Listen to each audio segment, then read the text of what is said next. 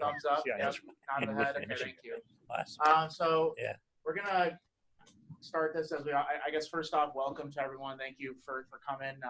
Appreciate you guys coming out and trying to get knowledgeable about the rules. It's 2020 and or 2019, and no one's died yet. So we're still doing all right, but we know it's going to be a busy year for us as it comes to educating the players and the spectators, caddies, parents, and things of that nature. So as we always do, let's just really quickly, just if you want to, let's go around the room and introduce ourselves.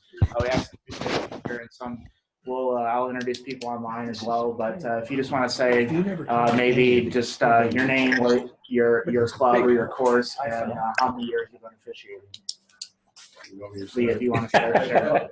Lee Jewett from Open Hills, and probably 15 years. Craig Reading, Fox Creek, 11 years. Jeff Hammer, a little bit less than that. Frank DeSenza, Troy, this is my 4th year. Rick Corona, Galani, this is my 3rd year. Madeline Beecroft, we're here on golf club, and I think it's 4 or 5 years. I'm John Beecroft, I'm with her. Mike Church, Fieldstone, 3 or 4 years, 5 years. Don Anderson, Polo Fields, I think this is not. Jack Allister, Essex, this is about 15. Mr. Rock. Jerry Rocco, Fox Creek, 2 years. Jim Ozinski, Fox Creek, 10 years. Jim Cole, Meadowbrook. I had never done this computation. 20 years. This is the 20th year. Started in '99. Herb Black, Martin Hills, my first meeting. I'm Lynn Saunders, Lakeland's Golf and Country Club, and I've been about 8 to 10 years. Dan Lingerie, Western, 7 years. Jeff Drury, Meadowbrook, 3 years on a limited basis. Daddy Mayor, Michigan Women's Golf, Women's College Golf. It's not a private club, but I don't know. I've been rating for 20 years, probably doing some tournament stuff for close to that long. Great. Dave Hendrickson, TPC, 3rd or 4th year, I think. Morning, Dan Cooner. I've been volunteering for 6 years. I also run games. See you later. I'm Barry Babbitt from Plum Hollow, and this is my 3rd year. Chris Bennett from the MWGA, and this is my 6th year. Well, so it looks like we've got Guy Gollum in attendance, Chris Bennett, Yeah. Coach from Olivet, Bill Moss, Sarah, Tim Cox, Walnut Creek, Doug Slattery, let's see, Judy, it's on the call, Charles, McCullough, John Rollins. So a good group online as well, and appreciate everyone taking the time to come out again. So I guess I don't know if Craig, you have any opening statements before we get started, or as I get this presentation kicked off. But Craig's, if you want to explain your role. My role is the chairman of the championship committee, which directs, with the assistance of all the GAM officials in charge. We are, I guess you could say I'm the liaison between all the volunteers and the GAM staff. It's kind of my charge to make sure we put forth the best effort we can to know the rules and apply the rules to all of our tournaments, regardless of the level of play. And so it's good to see everybody here. You know, we're all aware of the major changes that are taking place in 2019 for the rules of golf. So we're working hard to we're updating a lot of reference materials online.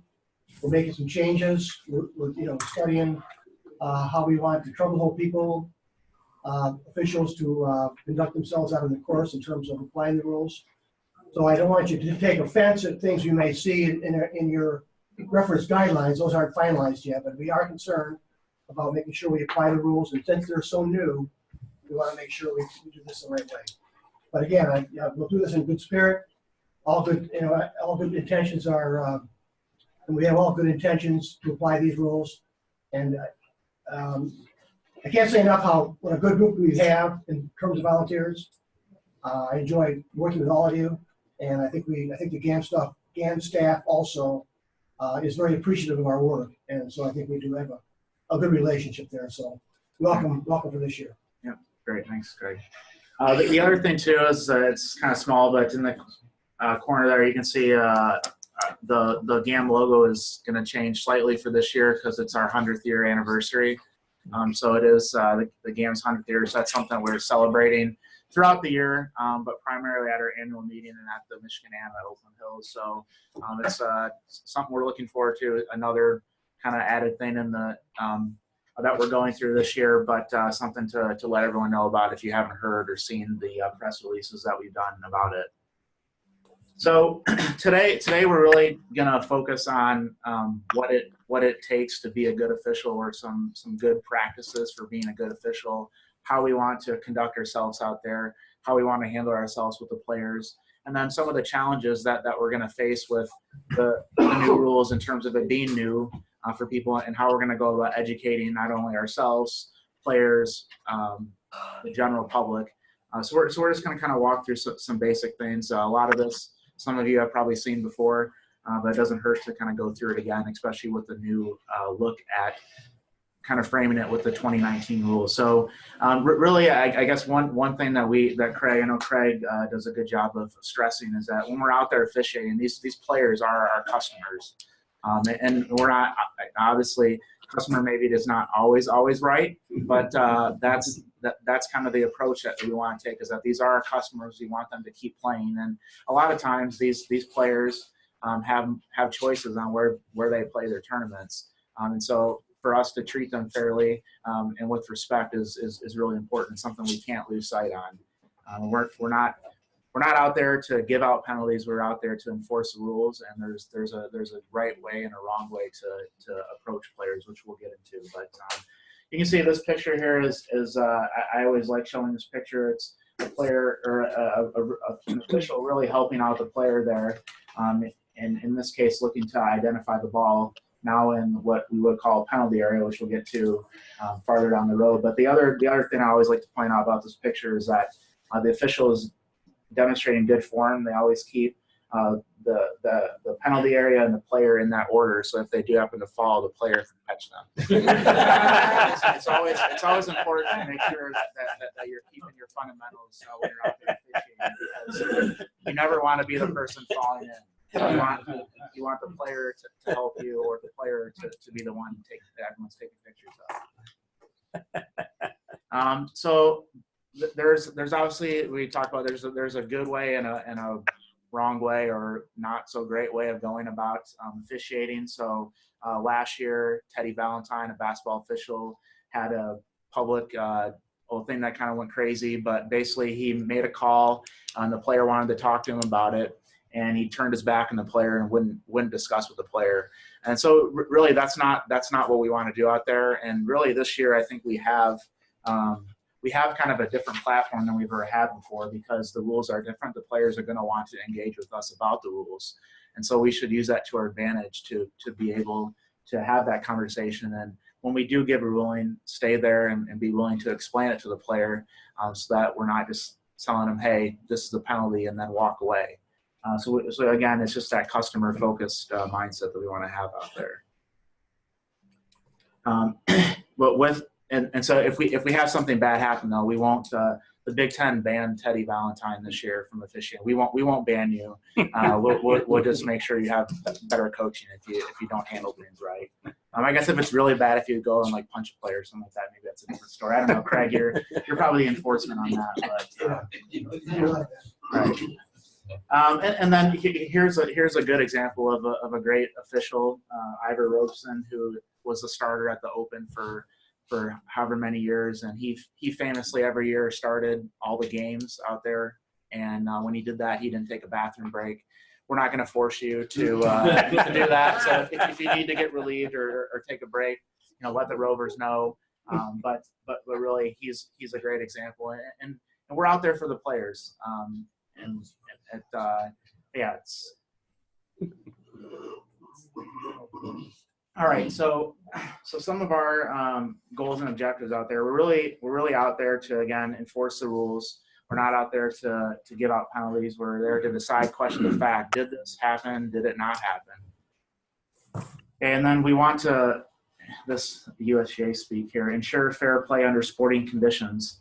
Basically, we just want the competition to be fair so everyone has an equal shot. We don't want one player to have a specific advantage over the other than that the skill they develop over time that gives them that. We want each player to play the course the exact same way it was and get equal treatment from us as officials.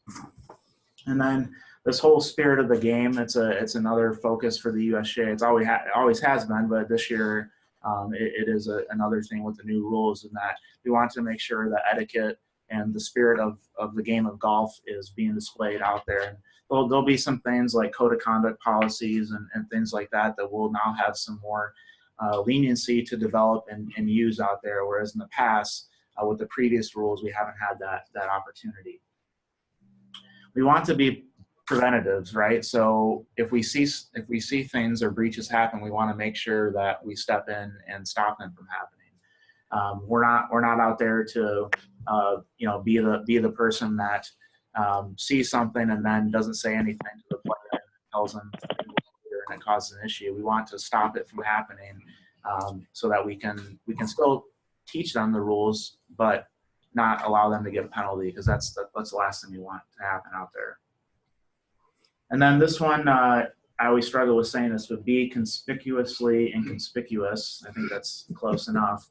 But basically what this is saying is that we want to not be seen, but also be everywhere at the same time, which is a little, I guess, but basically it's kind of where we're at in the course. We don't want to be out in the open where everyone can see us. We kind of want to be hidden behind trees or whatever, so that we're there, we can see the action, but we're not getting in the way of play.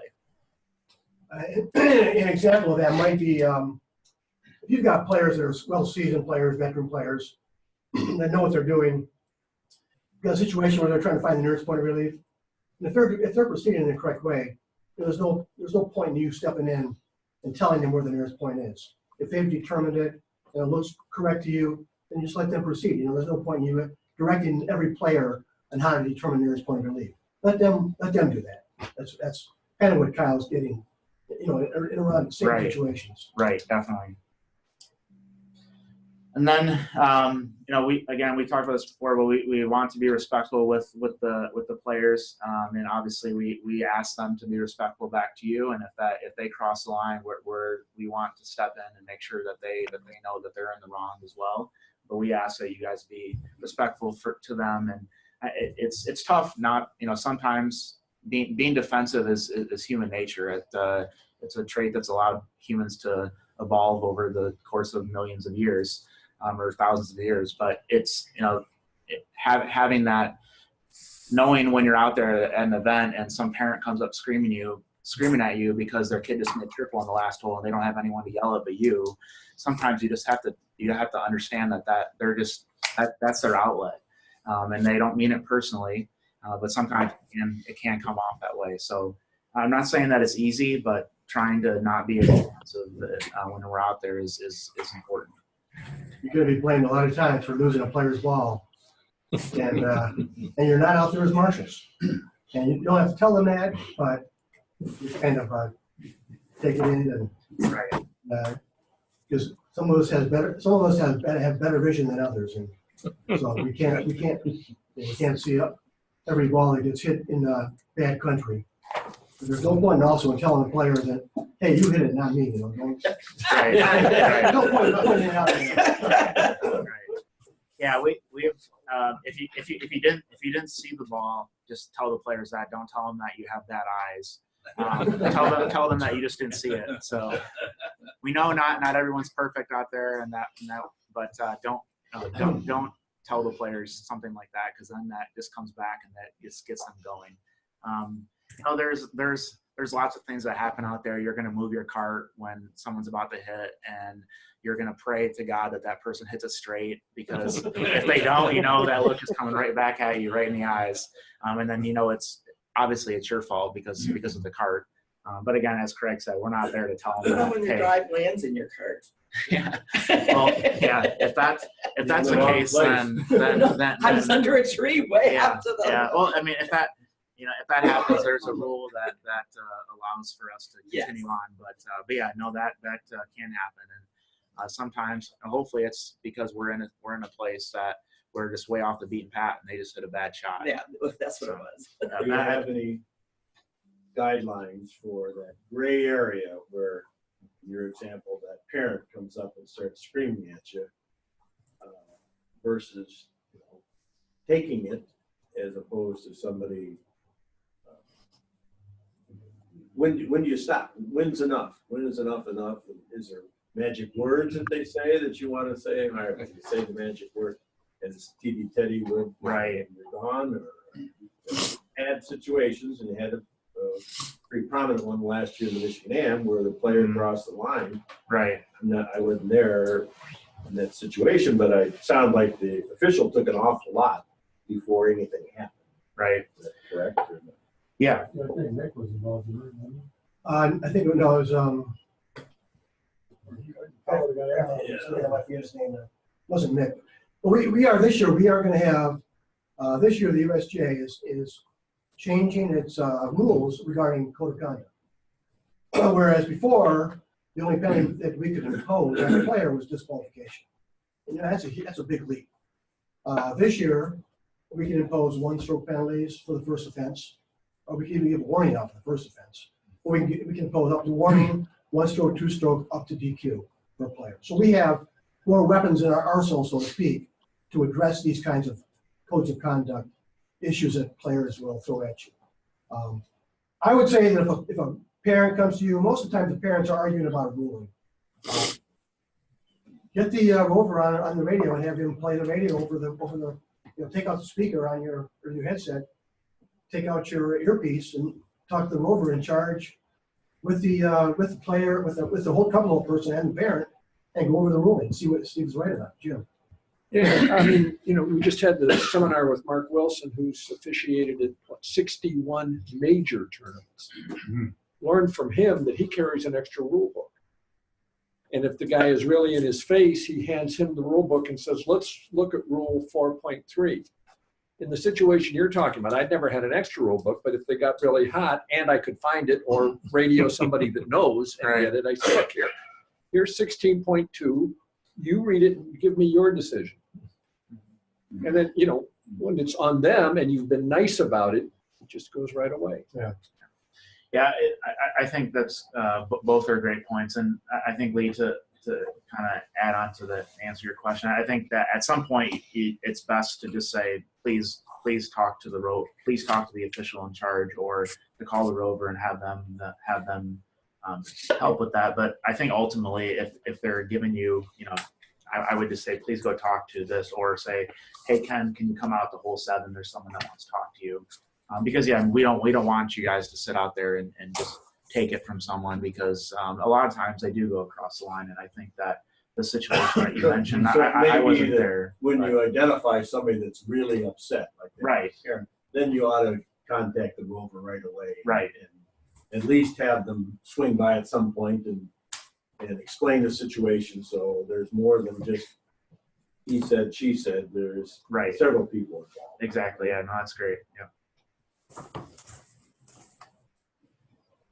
So this is just saying again that the way that you handle a situation, it could make things worse. If you make a snark comment back to a player, they may get even angrier and they might hit a bad shot, and then of course it's always your fault. But so we just try to say things respectfully and in a even tone, so that it doesn't escalate things and things get out of control, which doesn't happen a lot, but it's not that it doesn't happen. It happened last year at the Michigan Am with the players. So, and then at the end of the day, we don't really want to be a factor in the outcome, right? We just want the players to determine who is going to win the event when we're out there. We don't want to get involved.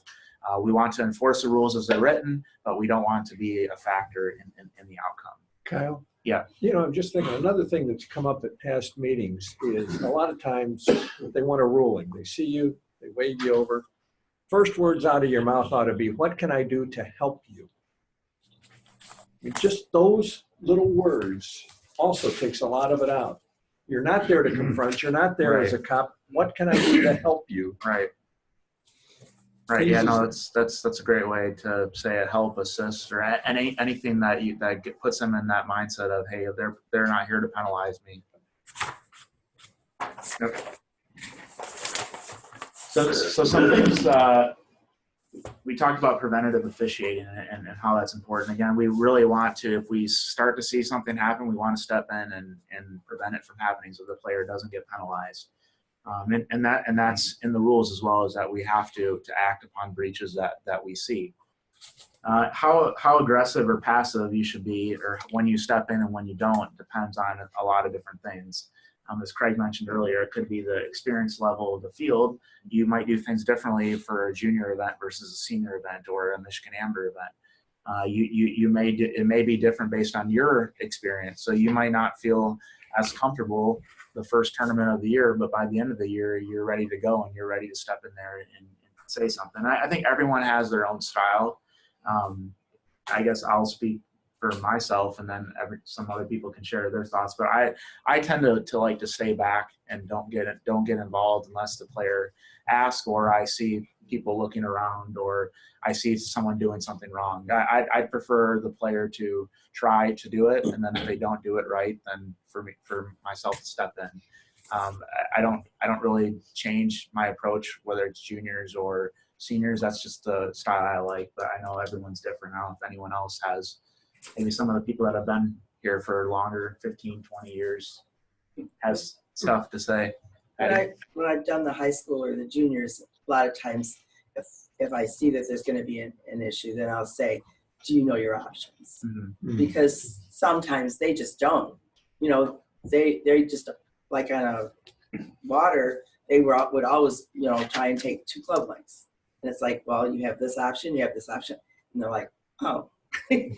So I mean, it helped them learn the rules too, but it also, worked better than maybe what they were planning on doing. Right. And this year too, with the number of changes, it wouldn't be a bad idea. Probably be a little more proactive this year, in making sure people do understand the situation the player's in, and what rule what he's taking relief from, what the options are for that particular rule, so on and so forth. So because of all the changes, there's going to probably be more interaction between player and rules official this year than last year. So be prepared for that. And like Kyle said, just keep it positive and be helpful. Yeah, I actually had that. It was a question that was asked the group is, do you think in 2019 we should take a more proactive approach because of the changes? And I think you answered that. So yeah, I think that's a good idea. We'll talk about some things that we're going to do in terms of educating players towards the end or in a little bit, I guess. But yeah, I think it is going to be a different year because of the changes, and people are going to be less or more hesitant than they have in the past because they are going to be scared they're doing something wrong. You have the right and obligation to advise the players with respect to the rules when it seems necessary. So these situations here, a ball's teed outside the team area, you're going to want to step in and say something. In match play, order of play, if they're playing out of order, you're going to want to step in there and say something. An example of a procedural requirement, if you're standing near the tee and someone's and they drill one way left and they're going to go hit a provisional and they don't say the word provisional or rule, whatever it is now, I don't know the rules, the numbers yet, but that could be a situation where you step in and say, are you hitting a provisional? To confirm with them and then absolve them from that requirement there, so they don't put that ball in play and play a ball under stroke position. So there's little things you can do. I mean, everyone has their own little things. One thing I like to do if I'm giving relief options, if there's one that I think is clearer or better for the player to do, I'll say that one twice. So I'll start with that one and then I'll end with that one. And I really only do that with like juniors that are really trying to get through the course and might be struggling. But just, you're there to give them the options. You can't tell them, hey, I think this one is better. But there's little tricks that you can do to prime them with the one that will maybe help them the best, or at least help pace of play the best. You know, one thing to be aware of is that we've all made mistakes, and we all have. Some are minor, some are not minor. If a committee person makes a mistake or a rules official makes a mistake, it's going to stand unless it gets corrected. Now there might be if it's a certain mistake you've made, don't be afraid if given within the time frame allowed, talk to that player and get things corrected. Because if you can correct a certain mistake, well, if you correct any mistake, do so.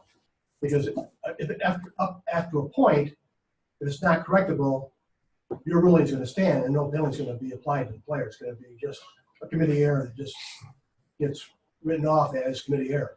So again, don't be afraid to talk to players if you made a mistake. Don't be afraid to go back to that player and say, hey, I made a mistake. We need to correct that, and let's go back and do that over again.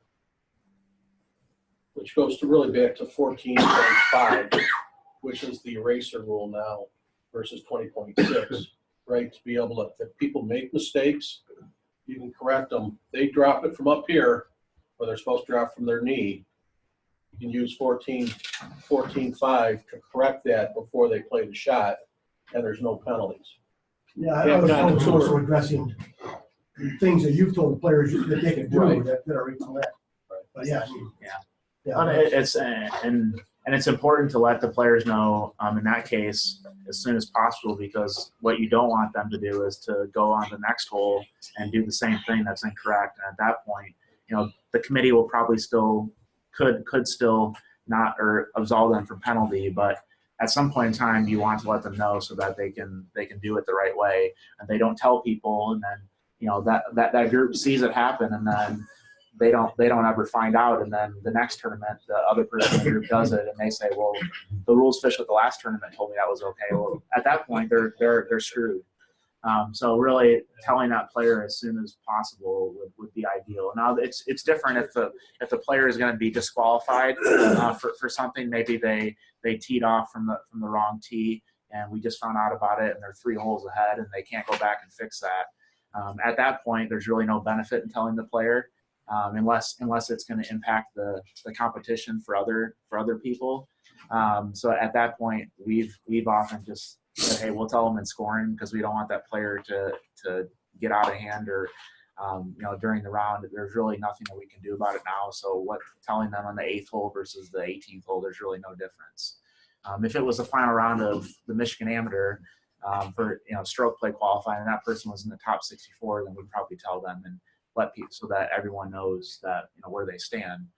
But there are some situations where we want to tell the players as soon as possible.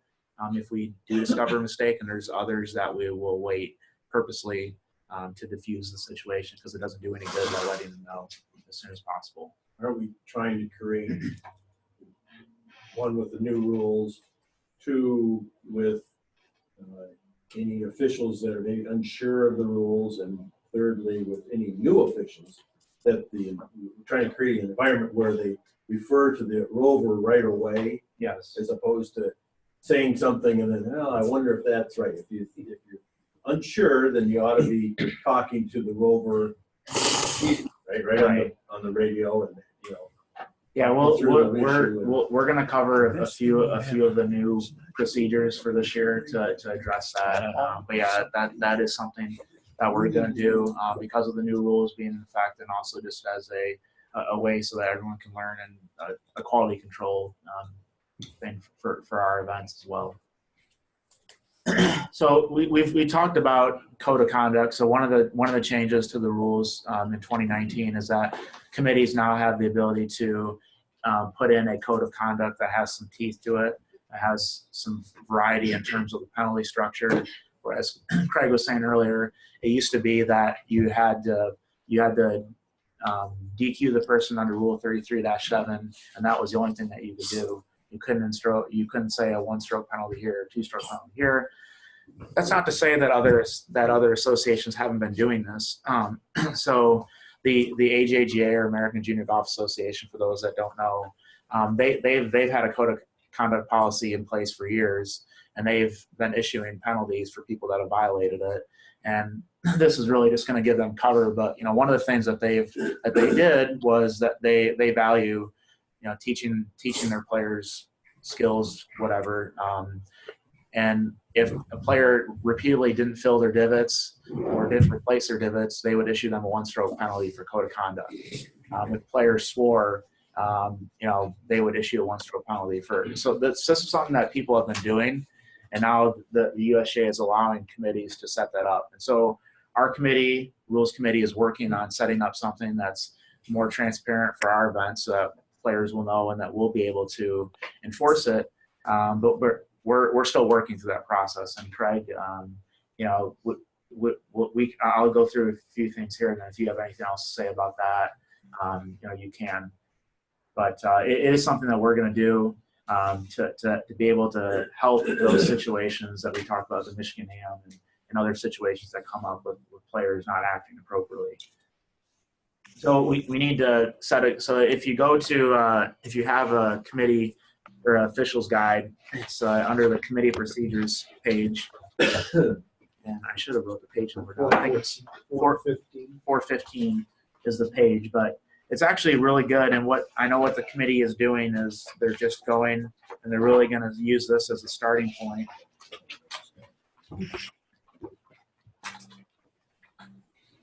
$4.15. Do you have any of those to sell? Yes, we do. They're in that box back there. If you'd like to go get one now. Anybody else want one as long as I'm up? Yes. So it really goes through here step by step of what you should do, things to consider, and our committee is looking at these things and how to go about setting up our code of conduct policy. So you can see it. One of the things that we'll have to decide on is what the penalty structure is. So here's the model penalty structure through the book. The first breach is a warning. Second breach is a one-stroke penalty. Third breach is a two-stroke penalty. I just figured we'd pay later. And then a fourth breach or any serious misconduct is a disqualification. Now that's just a recommendation. I'm not saying that that's how it's going to work out, but that's kind of the recommendation that they've put in place. And so we'll have something like this, but one of the things that we've talked about is that there's always going to be the ability to jump right to a DQ if the situation merits itself. So if there was something, really, really bad that happened, the player wouldn't necessarily get a warning first. They could get DQ'd right away, depending on what happens. The other thing that the USGA has told us is that for code of conduct, this is something that we will enforce at our GAM events, but not for USGA qualifiers. And that's what they told us back in November. I don't think it's changed, but so basically these will be things that are only in for GAM championships.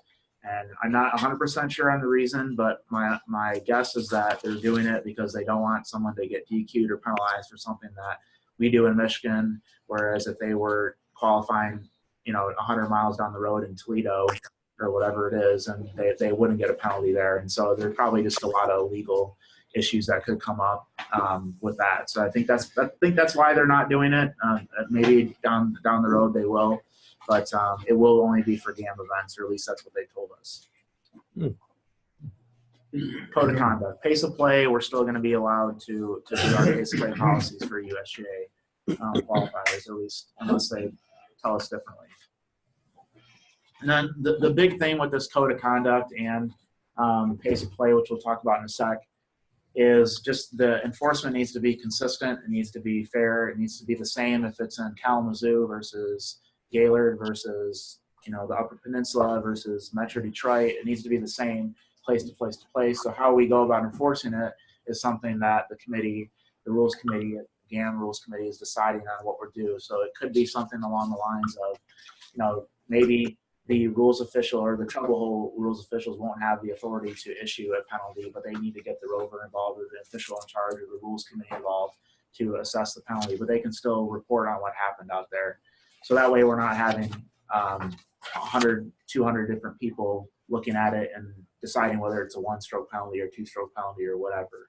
but there will be some communication involved in that, because we'll have players that you'll be passing players, or players will be coming to your hole, and you'll need to know if that player, tossed their club in the water on the last hole, so that you know if it's a second or third breach. Then same thing with pace of play. In terms of what we're doing, the GAM Rules Committee is working on putting more transparent pace of play policy together. There's another section in the committee procedures, 5G, so that's before 414.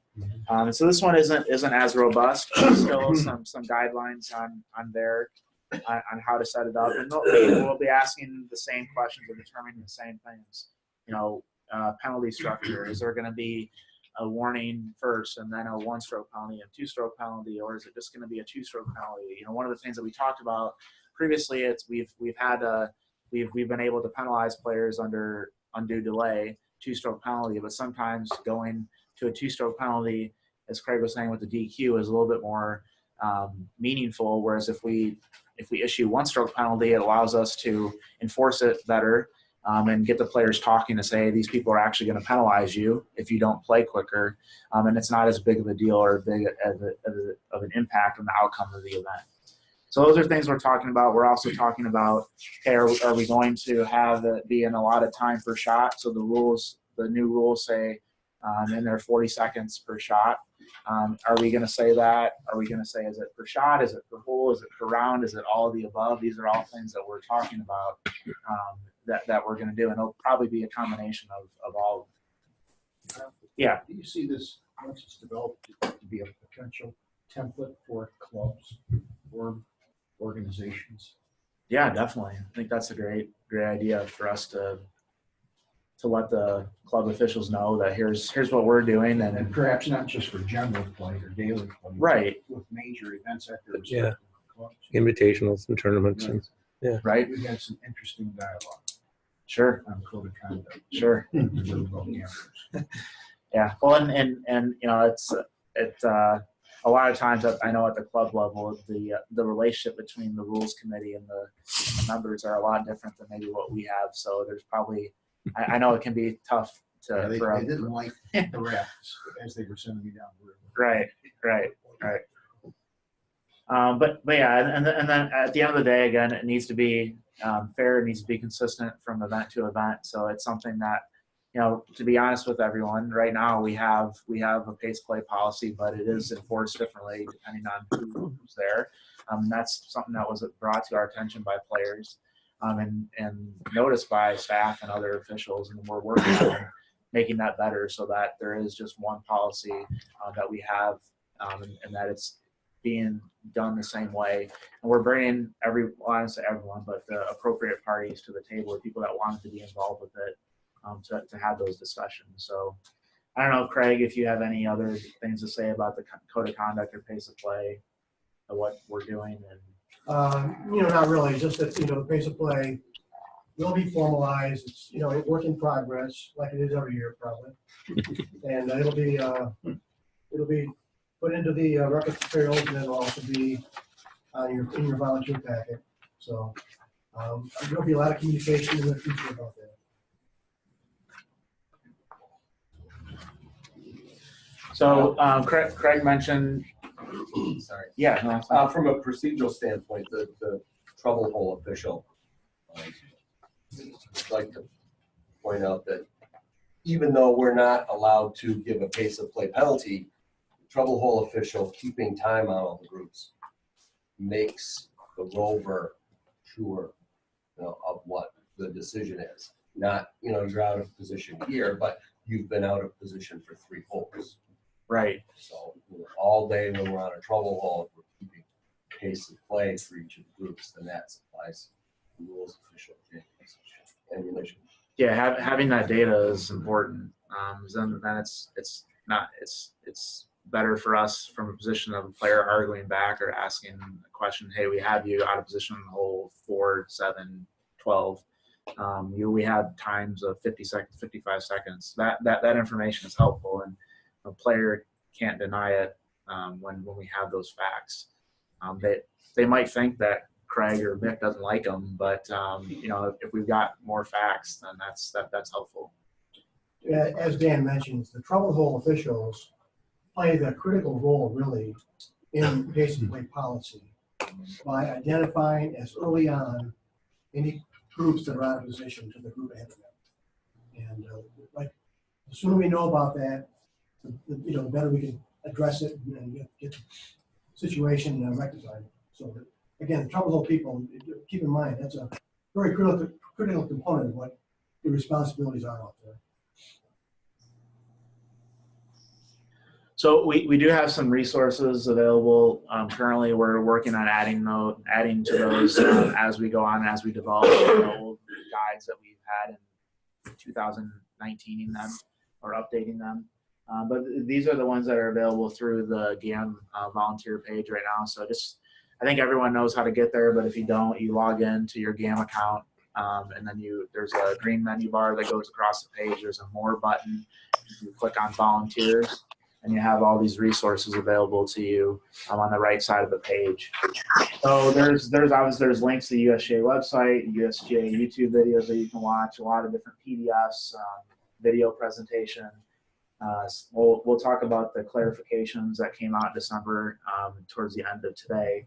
But we'll continue to update these, and once we do, we'll let you know. I know Craig and the team are working on updating more of the items. So I don't know if Craig, you have anything to add to that, or no? It just everybody should be aware that under the same page as this volunteer page, above this there's reference materials for GAM officials, and there is a lot of good information out there.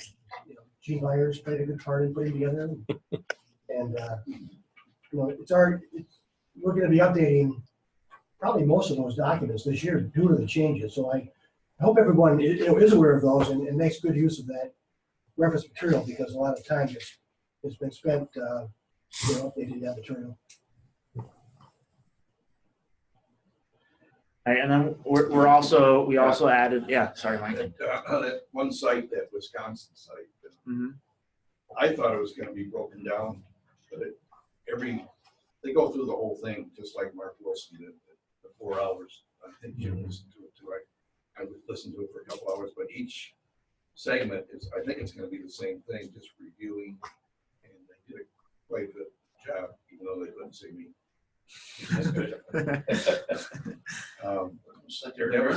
Yeah. Yeah, no, I know a lot of people in the room, and I'm sure out there were able to sit on that, and that I've only heard good things about it. So I think for those of you that can make the other ones that they're doing, I would encourage you to do that for sure. Jen said he's going to talk to them and see if they're going to put it on YouTube. Okay. I think they said it was going to be on YouTube. I think they said it's going to be made available on video. What was it? Somewhere, right? We just They said something live. about it would be available to see it again. Yeah. I couldn't find a link for it, but I listened to it yesterday or Monday. Yeah, and you know, a lot of it is just going to depend on what they want to do as an association. So I guess to kind of piggyback off that, I mean, these are the resources that are available to you guys. Mm-hmm. We don't have those same resources available to the general public, and so they may have a similar structure where they have access for rules officials only, that they don't want to share with everyone. I'm not saying that that's what the approach, but that could be one reason why we haven't been able to get access to it. It happened Monday as well, so it's not like it's relatively it hasn't been a long time. But we also added a tab to the GAM website for people, the general public, to reference. A lot of the items that are on this page are also on this page, but there's some that we are purposely not adding to the public page because they're geared towards you all. And really not for public consumption, so to speak. So if you have any golfing buddies or friends or whatever, that's a good place to direct them if they're not volunteers. Let them know that we do have resources available. We'll be continuing to add to that as the year goes on.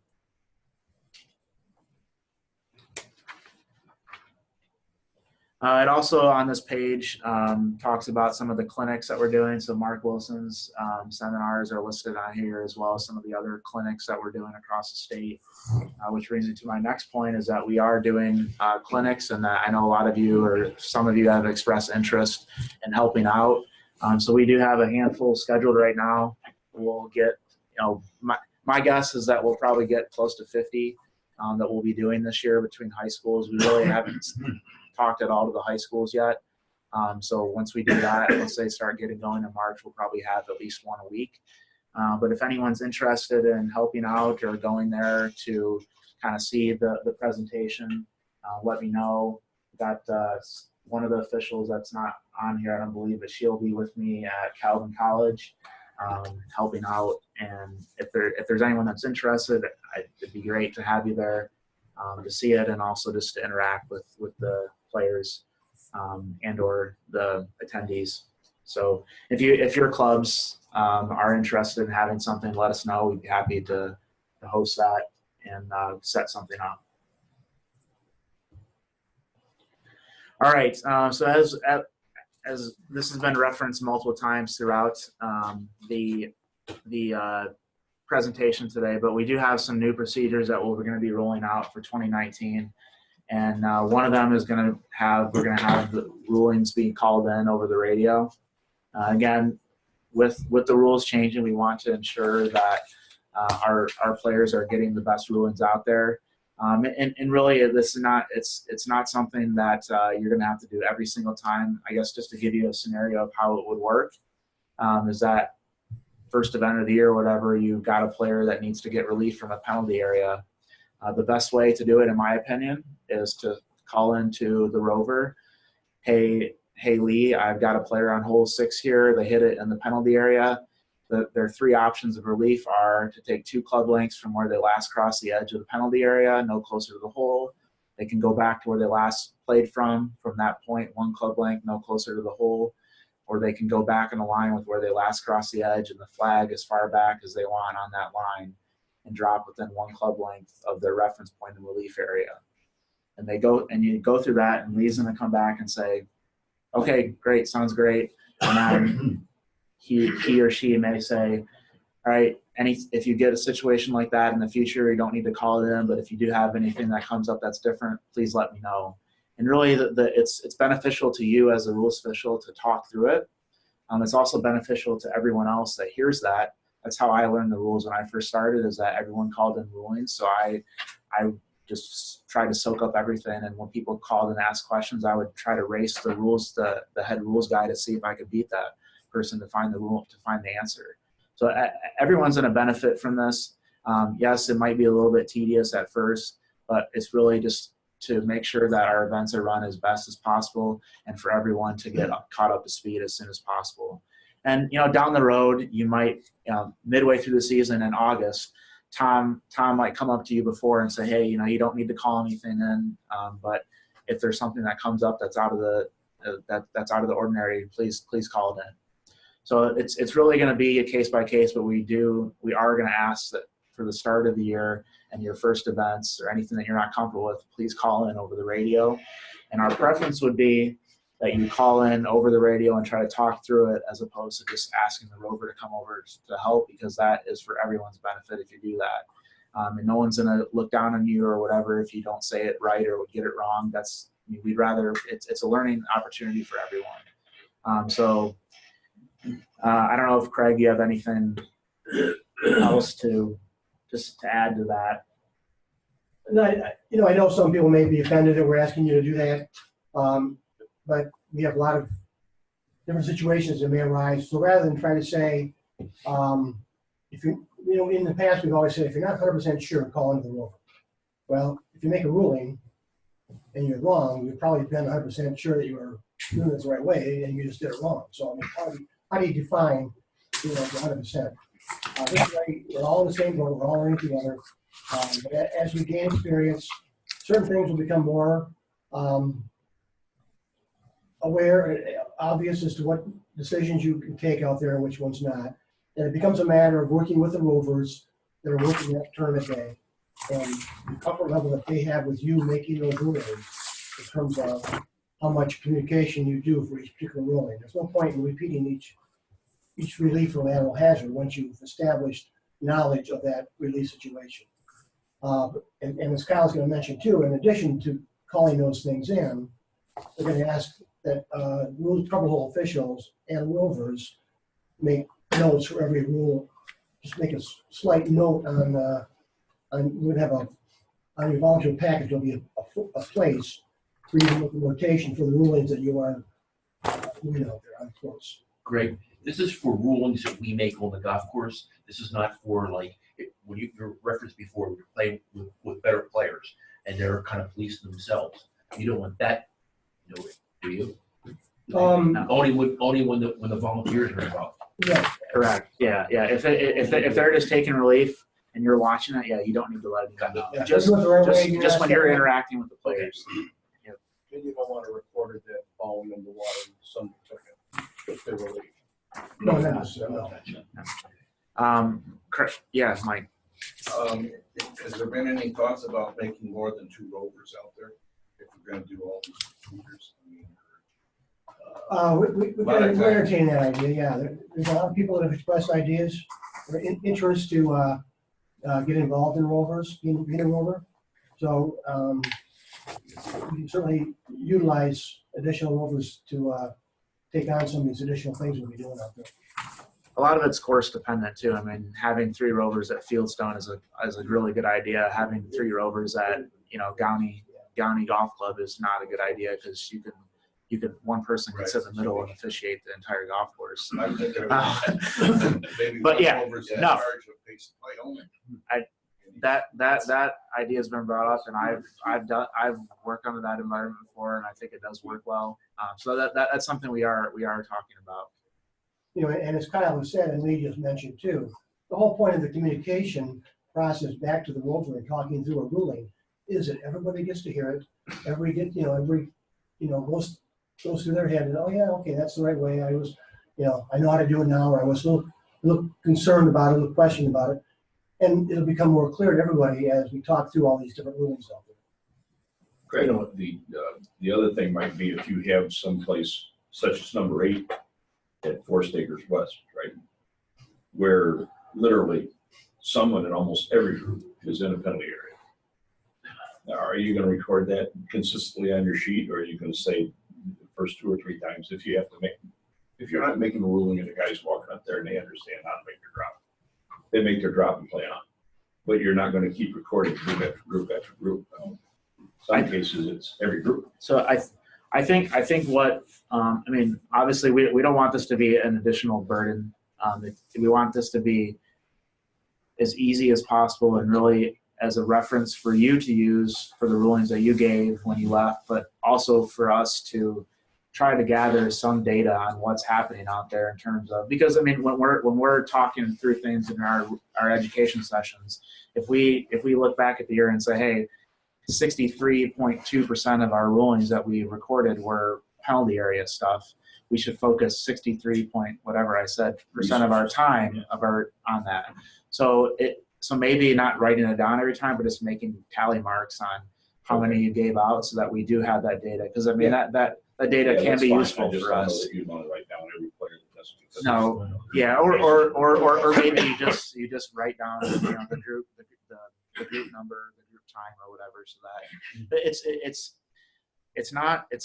it's meant to help you to be able to look back and say, here's the things I did. It's also for us to be able to look and say, hey, Fieldstone, we had 73 rulings. We need more than 8 people working there. Yeah, it helps you plan research in the future. Right.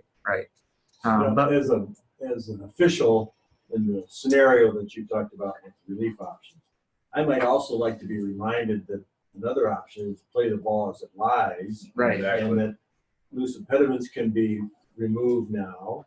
And practice swings can be taken now, right? Just so that when somebody gets in there, I'll give you relief. And you start hacking away, and you can't do that. Well, you can do that. Right. There is more information than just what the options are. Right. The drop has to stay in the drop zone. Relief area. Yeah, all those little, so, yeah, the relief area. You should have corrected me. So and that's the beauty of it, though, is that when that discussion happens, is that someone chimes in and says, "Oh, by the way, this and that," and then everyone's like, "Oh yeah, I mean, of course, you know, I know that, but it wasn't something that I was thinking about, but it is good for everyone to hear that because now we're all those are the things you want to tell the players. Tell the player, right? It's not just for your own.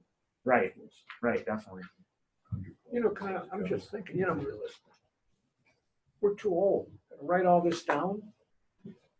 You're officiating on a trouble hole. Take out your phone and open a document and just dictate each thing that comes up, and then at the end of the day, email it. Right. To Kyle or who's ever in put it on the charge. form they want it on. Some of us are too old. Yeah, there you go. What you talking about? I was going to ask if anyone has any relatives that know how to make an app, because I mean it would be really easy to just make an app and say rule 1, 2, 3, 4, whatever, and you just hit that, and then I mean just play it. If you have a high schooler at home that's bored and wants something to do for a project to get some experience, it might be an idea. Because it could be really quick, and then it's not as much of a hassle to gather. So if you know anyone that's bored or looking for a project, iPhones for everybody too. Oh, I mean, there's it's a learning experience for the people developing the app to go through and get it on the app store and all that stuff. So that's right.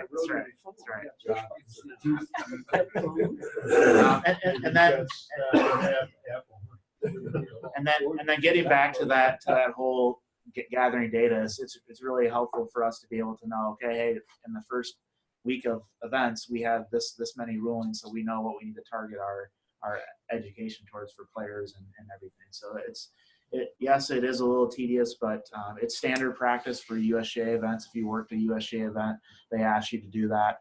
I'm not sure 100% of the reasons why, but they also track when they get phone calls. They track, so at the end of the year they send us a list of the rulings that happen, and they code them, and so that they have an idea of what phone calls or what questions are being asked out there. Craig, I had an idea when you were talking about what if we started like a jar where every time someone used a term like lateral water hazard, not every time, but just maybe once a session. If you did it, you throw in $1. Then at the end of the season, we buy pizza for everyone. $1. You start throwing in $1 at the end of the season. 50 cents. I don't know. Golf course.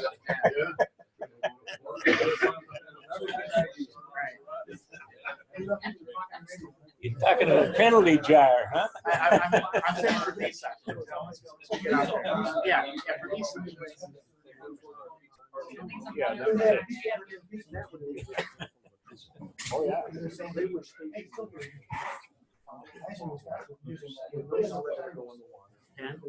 Yeah, they must be bored. I go like this. So now we're going to talk about some good ideas or strategies on how to get a ruling. Many of you have mentioned this already, but really at the beginning, one of the things that you want to relay to the player is, do you need any help with your options? Can I assist you with your options? Using those words is a good way to start that conversation with the player. And we need to put on that detective hat and say, okay, we need to find out who, what, where did it happen, when did it happen. All these things are important for us to determine the actual ruling, because depending on the answer to those questions, the ruling could be different. So talking through those things, and that's another thing too. When we're talking over the radio, the rovers are going to be asking these questions. Okay, where did it happen on the golf course? What part of the golf course is in the general area? Okay, who was involved? Which person's ball was involved? All these things matter, and so you'll learn what questions to ask players as you hear it when our rovers are asking questions over the radios. And then, as Jim was saying earlier, consulting your rule book is not a sign of weakness. So going out there and But it's one sign. So, open it up and showing to the players or reading to the players exactly what the rule is a good way to, make it so that they actually know that it's not just something you're putting or concocting up in your head. It's something that's actually written down in the rules. And a lot of times, I mean, I know there's situations that I look back and I wish I just would have pulled up the rule book and showed them. Pretty much any time without fail, if someone's getting DQ'd from the event, I'll always show them the rule book and show exactly where they say they're getting DQ'd, so that they don't walk away with any questions. But I think it's a great idea. And Jim's point that he asked Mark about carrying an extra rule book, I think that's a great idea to have available to show players, or just to be able to show them what rule they're violating or what is being called against them. And then again, we've talked about this over and over again, but if you do have any questions, feel free to ask the rovers, get the rovers involved, because we really want to make sure we're getting the right answer to them. And then a good way that I like to end every ruling is to say something along the lines of "your ball's in play" or "you're all set," so that that player gets that final confirmation that they're good to go and they can proceed. And a lot of times after I tell them that, your ball's all set or your ball's in play, I'll back off a little bit, but I'll still stay in the general area just in case they have any follow-up questions. After they drop, they may say, "Hey, can I remove this loose impediment? Can I do this?" So I try to stay in the general area so that if they do have any follow-up questions, that you're there to help. Some good practices, take your time. So one of the nice things about golf is that you're not required to make a decision right away, like basketball or soccer or baseball, where you have to call the strike alert right away. You can take your time. When appropriate. There's other things that we want to get to the players as soon as possible. And then we talk about this: read the rule to the player. It creates that credibility, that objectivity to your decision that's being made out there. Don't jump to conclusions. So if you hear something, if you hear the player hit a ball from a wrong tee, you don't automatically jump to the conclusion that they have to go back and fix it, because there's a couple situations where they actually don't have to. So you just want to hear the whole story and get the entire story before we move forward, because some details can change the outcome or the ruling that you give. I always like to tell the player, but then also, and this is really with junior events, but I guess with any events, is just to make sure that the person keeping their score knows as well. So just make sure that that penalty does get included. And a lot of times when it doesn't get included, sometimes a player will purposely forget it. Other times the player just forgets it. They forget they got the penalty. So letting multiple people know, just make sure that it gets on the card, so we don't have to deal with an unfortunate situation after the fact. So the timing is important. The way that we communicate it shouldn't impact the championship. So there's a couple not so great examples in recent history. This is Dustin Johnson at Oakmont a couple years ago, and his whole thing about the ball moving or not, which now is not really an issue because of the new rules help that, but back then it was. But basically, I think what happened, if I remember correctly, it was on hole 5 it happened, and then finally hole 8 on hole 5 it happened, they said no penalty. Then hole 8 they said, oh, we looked at the video evidence and there was a penalty, whatever. So it would have been nice if they could have got that clarification right after hole 5 and on hole 6, or as soon as possible on hole 5 to let them know. And especially when it's big stakes like that, higher stakes, we want people to know where they stand in the tournament. So it's very, very pressing if it's the final round of the tournament as opposed to the first round. Okay, maybe if we just wait that extra 5 minutes to make sure, but if it's the final round, we really want to make sure that everyone knows where they stand when the tournament's coming to a close. It's fair for that player, for every player. Cordoba 2016 at the U.S. Women's Open, there was a playoff where The timing, the way that they communicated it was not ideal. They told a player about a ruling after her opponent, and not really her opponent, but I guess in 2019, they're kind of changing the playoff rules a little bit for 1 versus 1v1, but we'll get into that later. But basically, what happened was player A hit her shot to the green, her third shot to the green on par 5, and then they told player B that there was a breach by player A, and before she hit her third shot, and then she changed her club and clubbed up and hit to the green. So in that case, maybe not always as soon as possible is not always better, because we want to make sure that it's fair. So in that case, it would have been better for them to let the player hit her third shot and then tell them, so that they're all on equal plane when they knew the outcome of the rule. So I think that probably could have been handled a little better, at least from my perspective. And then the last one that I think is really more an example of a good way of handling it. But what happened with Lexi Thompson a couple of years ago, I think a couple of years ago now, and how they basically, as soon as they found out from this, coward sitting on his couch somewhere or whatever, I didn't say that out loud. And we don't record these sessions or anything like that. But as soon as they did find out, and they did view the video evidence that she did place the ball back in the exact right spot, they did let her know. They let everyone know and that was involved, so that they knew where they stand, because it was the final round, I believe, that this happened. So in that case, I think they did a great job of letting the players know, and so that people could hit their shots appropriately and know where they stand. Now the whole situation is sad, but fortunately now the rules will absolve Lexi in that case, and won't have an issue with that coming up again.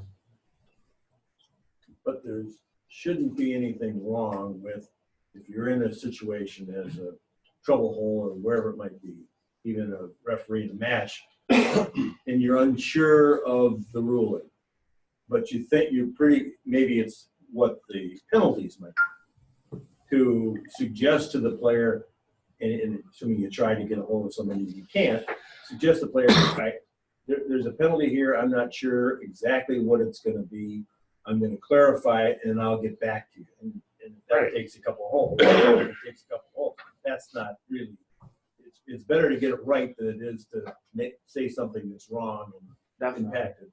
Definitely, yeah, I think that's a great example. I mean, you definitely want to let them know, hey, there is a penalty. I believe there's a penalty here.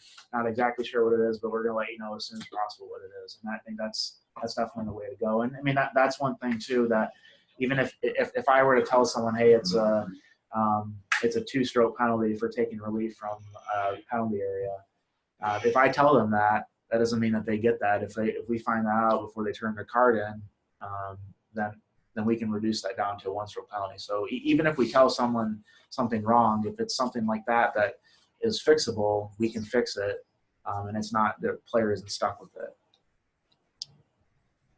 I have a question. Would it be better to tell them that you think they've committed a breach as opposed to what you just did? Because you don't know? Is it easier to tell them, I think you committed a breach and let me verify, as opposed to the penalty associated with it?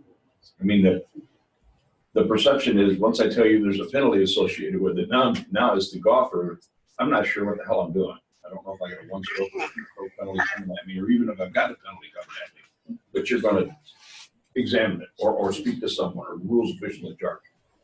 Is it better to tell them, I believe you've committed a breach and I need to verify, as opposed to there's a penalty associated with this? Yeah, I know it's just semantics, but no, I think you're right. The idea of getting a penalty is enough to, at least play in the 15th hole at Oakland Hills, and I come up and tell them, you shouldn't have done that behind that tree. It's going to be a penalty, or I think it's a penalty, let me verify, or it may have been a breach, let me verify. At least the breach doesn't have the same connotation as the word penalty. Yeah, I agree. I think a lot of it just comes down to how confident you are and what you're saying. If you know it's a penalty and you're not sure if it's 1 or 2 strokes, you would say that. Yep, absolutely. But if you're not sure if it's a penalty at all, yeah, This is it may be a penalty or breach, like you said. I think that's a good way to go about it. You'd have to If there was a reasonable amount of certainty that it is a penalty. I have no reservation about saying that, but if I don't have any idea, man, I'm afraid to tell a golfer you're going to get a penalty, and then find out there's no penalty associated with it. I pissed them off. They hit a bad tee shot on the next hole. Right. So Yeah. Then he's going to say the tee shot's my fault, right?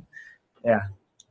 Well, even if you gave him the right ruling, the tee shot's still your fault. Oh, yeah.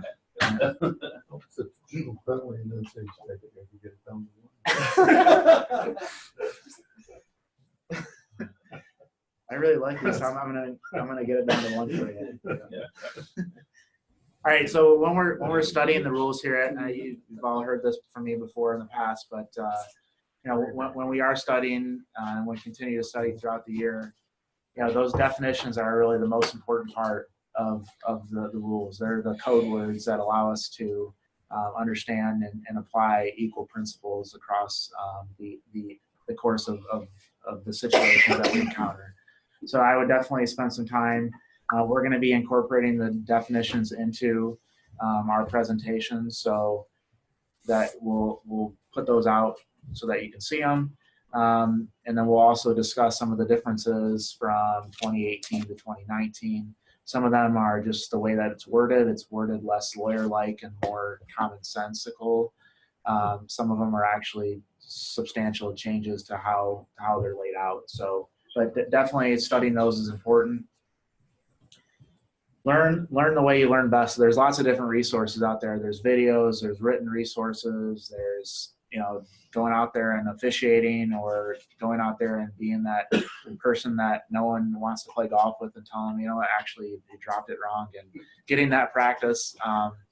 There's different ways of learning. So whether you're visual, verbal, or kinesthetic, it's all different. Everyone learns in different ways. So find the one that works best for you. I have a question. There's lots of resources available to learn. Kyle. Tab your official guide in your rules book. I haven't got to that. I know some people have done theirs, but they really, and I'll get to this in a sec, but they really encourage us to officiate with this book, not this one. For those of you on the call, I'm talking about the smaller Rules of Golf book. They're really encouraging us to officiate with this book as opposed to the official's guide or the old decisions book. So it's good so that you can find the answers quickly.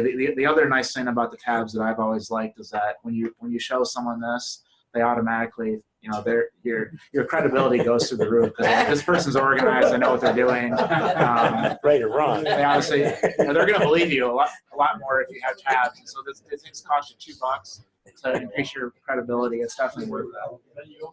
Yeah. Exactly.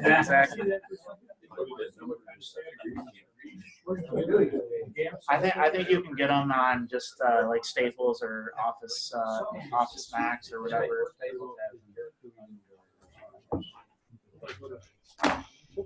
You can move them. Yeah. There's a guy in Pennsylvania who's on for those of you that aren't on the Facebook Rules of Golf website, that Facebook thing. In fact, I said to Tom when he's got all those resources up there, put that one up there, because if you aren't on it, get on it, because it's really fascinating. But there was a posting made Sunday by a guy from Pennsylvania who has designed tabs for both the guide and the player's book. I ordered them. I don't have mine yet. He wants a small contribution to their scholarship society for the Western Golf Association, Western Pennsylvania Golf Association. But I'll let you know. So I'll bring him next Monday. I should have him, I think, by the end of the week. But it's supposedly, a great system that this guy uses. So they're already printed with all the verbiage and everything. Yeah. So, but I'll let you know. Okay, great. Rules of Golf Officials. Yeah. It's a Facebook page. Right. Yeah, I think a lot of us are on that. I know I saw Dan commented on something the other day, so it's a lot of good information, a lot of interesting things that come up and viewpoints. But it is a global group, so actually to just give everyone a little bit of information behind it, is actually started by someone that currently works at the USGA now, but Ben is his name, and he was a pro out of New Jersey, and he started this group 3 or 4 years ago or whatever, and started inviting people, and it's grown and grown and grown, and now with the 2019 rules, it's got a lot of people, and a lot more people are on Facebook now too, so that's helped. 1,300 now. 1,300, yeah. And one. The other thing, it's a closed group, so if you sign up, they're gonna ask you like 2 questions, like your email address and how you deal with the rules, how you're involved with rules. But they don't want any nonsense, they don't want any advertising. They've already kicked 2 people off. Yeah. For putting some nonsense on there. Well, for people who are doing advertising. So they just want things about the They rules. don't want that. It's just supposed to be an open discussion group. That's it. No fake news. And John Allen's on it a lot. Yeah. Yeah, I have seen No, John's got it. All right, and then the last thing I'll always say is test. We've got we're actually going to incorporate a USGA quiz into every one of our discussions. So we'll do one here in a little bit and go through it. But just encourage you, that's a great resource to take those quizzes they have on the USGA's website. We also have our 80-question test that we can proctor from the USGA that we're going to offer in January, February, and March. We haven't finalized those dates yet, but we're working on that.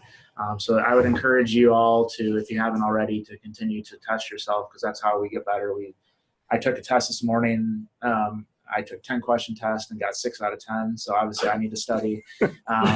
But it really helps me target what areas. I took the hardest possible. I don't. It's like the Air Force and all those Navy SEALs. They train at the hardest so that they're ready. So when it's out there, it's easy for them. So, but I mean, it helps me know. Okay, I missed one question on attending the flag.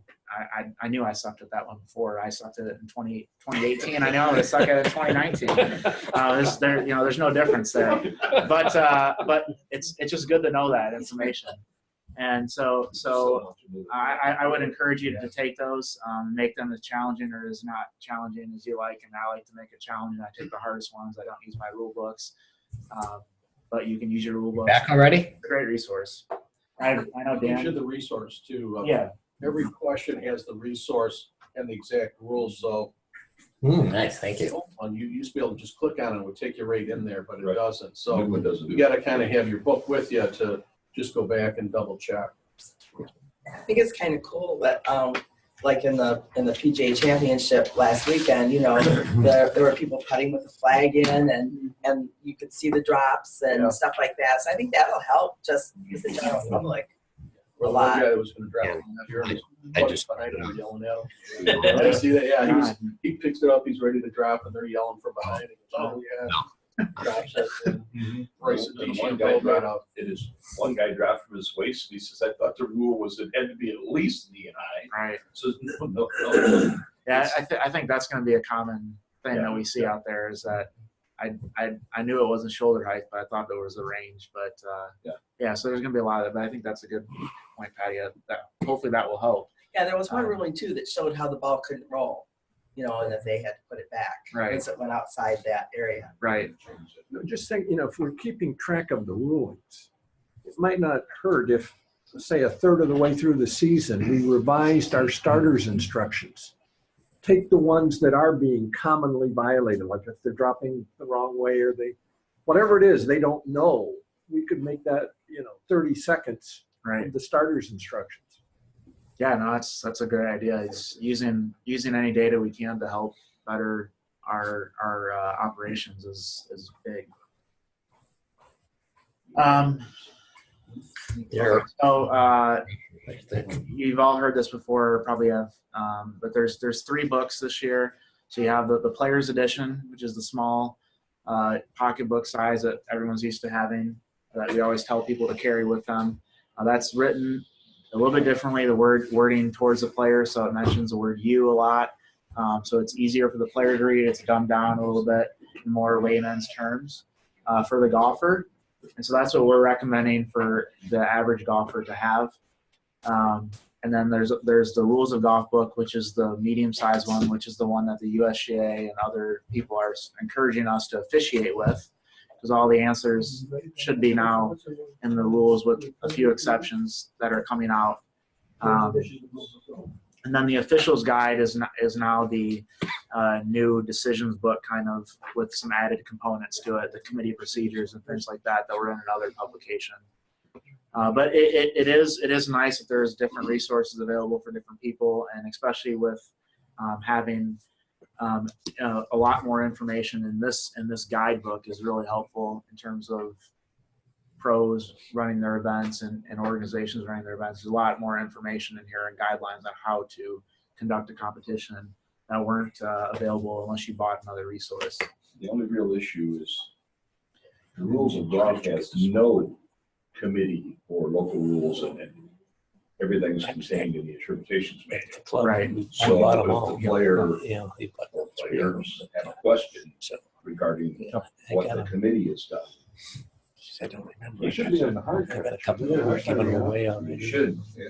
You assume that you're going to end the rules of competition and contain most of that stuff on the hard copy. Yeah, I mean I mean, obviously, most people are going to have both, right? And they're going to carry both of them, have both of them. It's really, I mean, it's kind of one of those things. Like when I walked a match or when I walk matches, I always had that pocketbook one in my back pocket because I didn't want to carry the decisions book around, and I was just hoping that nothing crazy would come up that I needed. And it's the same thing. I mean, if I was walking, I'm going to have to jam this in my bag somewhere, my pocket. I don't know, but. So it's just a good reference to have, and you should be able to figure everything out from here with help to specific examples and the interpretations. There was a thing in the Wall Street Journal last weekend. Fanny packs are coming back, so maybe we'll have a GAM fanny pack. That's a pretty good size book for a fit. Yeah. Well, some families are bigger than others. I know that. You buy the Scotty vest. You put the water bottle in, you can put all this stuff in there. Scotty vest, that's what you need. I got one. Yeah. Yeah. Well, that's when I don't work. It's over 85, I'm done. It's an old 40-pound field pack, right? Yeah. Do we have lerps in there? Pardon? Do we carry lerps in there? So there was a question Judy asked. It's a good question here. Would you recommend throwing? I know she sent it to me privately, but it's a good question. Do you recommend throwing away Old Testament materials and old study notes? To avoid confusion, I think it's good to keep them separate and/or throw them away, depending on your status of if you like to keep things or discard them. I'm not going to tell you how to live your life, except when you're rules officiating for the GAM. So I would encourage you to make sure that they're separate. And a lot of times you'll see these resources and things that come up on websites and things like that. I always read them with a very skeptical mind, unless I know that they come. I'm not going to say everything that we send you is 100% accurate, but we're gonna scan it over, and then we're gonna get it from the USGA and send it to you. So if you see things, there's a list for. I'm sure everyone has seen 20 most basic things. There's like 4 of those things that are wrong or not 100% right. So just really be careful of what resources you use. But if you have stuff from previous situations, I would make sure not to confuse it, because it is going to cause issues. You can sell the old books on eBay. You should see all these old books coming up on eBay. People are trying to sell 2016. Okay. So here's the schedule that we kind of sent out originally. We are going to change. So one of the things Craig and I spoke about this week, or after on Monday was to have the definitions incorporated into the discussion, to the rules discussions, and not have a separate session for that. So we'll be starting with rules 1, 2, 3, and 4 next week, and then a few other things that we're going to try to cover everything. Obviously, there might be some things that take longer than others, and we'll obviously get to the stuff that we need to talk about. If we don't get to how to deal with Stableford and par and bogeys competitions, oh well. But we're definitely going to hit the areas that we need to spend time on. We're going to spend a lot of time on Rule 14 whenever we talk about that, because that's a big change. And we may have to rearrange the order based on what comes up. This is just a starting point, not anything stuck in or set in stone, so to speak. A couple of questions for everyone here, or just to get everyone's thoughts. I know some of you have had expressed interest in doing some additional things beyond just a normal Wednesday. Would people be interested in maybe throwing in an extra one per month or 2 per month? If we did that, would people be interested in coming to that? Yes. Okay. We had 10 people take the 80-question test, and we offered it in December. We're planning to offer that again in January, February, March. I think there's demand for that, but nods of the head, yes. Anyone that took the test that want to comment on how that went, you don't obviously don't have to share your score, but I haven't taken, but do you have the results yourself? That you give us some idea of what the spread of answers have been? They ask each person that takes a test, do you want to share your results with the Allied Golf Association or the GAM? So we get that. We don't share that. Could you say that the range has been from 60 to 78, or? I really don't want to. Okay, fair enough. Yeah, but I mean, it's not. I can say everyone knows it wasn't in a 10-point range.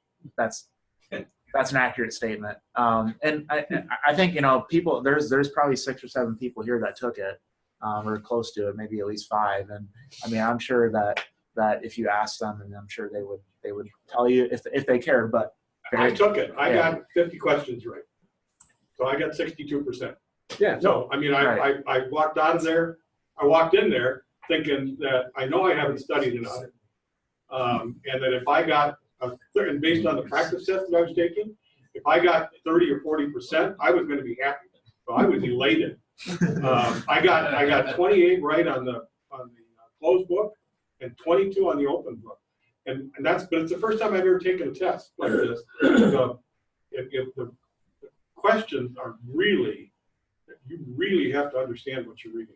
Gotta read every The word. definitions were, so I don't know what anybody else got, but I'm happy to share it. Like I said, whether it's good or bad, doesn't make a difference. I was proud of what I did. National Rule School a number of years ago, and one of the guys that was teaching it said that the average score on the National Rules exam was 65%. Mm-hmm. Now think about this for a second.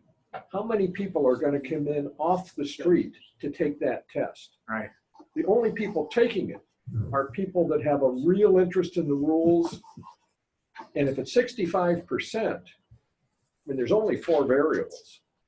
How smart is the student? How hard is the material? How hard is the test? And how good are the instructors? How tricky are the questions? You forgot that one. I mean, it just impressed me that 65 didn't seem, one of those 4 should be looked at. Right. Yeah, I think they have made the test easier over time. I'm not saying that it's easy now, but that's what I've been told from people that have attended over the years. But again, just so that everyone, we are going to offer it opportunities to take it. It's totally we don't require it. It's just an opportunity for you to gather some information about your own understanding of the rules.